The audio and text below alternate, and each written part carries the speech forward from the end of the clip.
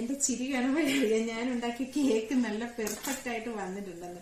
പക്ഷെ എന്നിട്ട് നല്ല അടിപൊളിയായിട്ട് നല്ല പ്ലം കേക്ക്. പക്ഷെ ഇത് കട്ട് ചെയ്ത് ഇച്ചിരി കൂടെ തിക്കായിട്ടിരുന്ന കൊള്ളാം. ഞാൻ നല്ല വട്ടയപ്പം ഉണ്ടാക്കിയത് ഇങ്ങനെ ആയിപ്പോയി. പക്ഷെ ടേസ്റ്റ് സൂപ്പർ ആയിരുന്നു.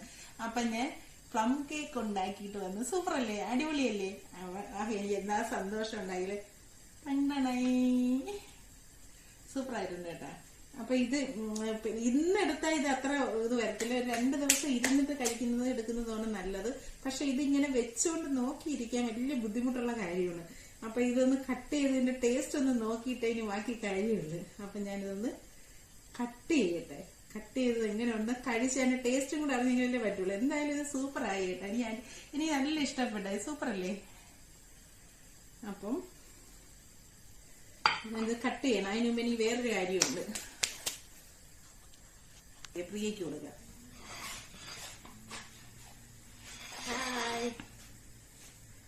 Happy Christmas, happy new year. Cake ഇനി ഒരുപാട് ദിവസമുണ്ട്. നല്ല അടിപൊളി പ്ലം കേക്ക്. എന്താ ഭംഗി കാണാൻ, എന്താ ഭംഗി. എനിക്ക് ഭയങ്കര സന്തോഷം. ഞാൻ ഉണ്ടാക്കിയ ഒരു കാര്യം നല്ലതുപോലെ വന്ന്. ഞാൻ കഴിഞ്ഞ വർഷം എൻ്റെ അങ്ങേ വർഷമൊക്കെ ഉണ്ടാക്കി. എന്നാലും ഇപ്പൊ ഉണ്ടാക്കിയപ്പോൾ നമ്മൾ യൂട്യൂബ് ചാനലൊക്കെ തുടങ്ങിയിട്ട് ആദ്യമായിട്ട് ഉണ്ടാക്കുന്ന കേക്കാണ്. എനിക്ക് ഭയങ്കര ഇഷ്ടമായി, നല്ല ഇതായി. അപ്പൊ പ്രിയ തിന്നിട്ട് ഇത് എങ്ങനെ ഉണ്ടെന്ന് ടേസ്റ്റ് ചെയ്ത് പറയാം.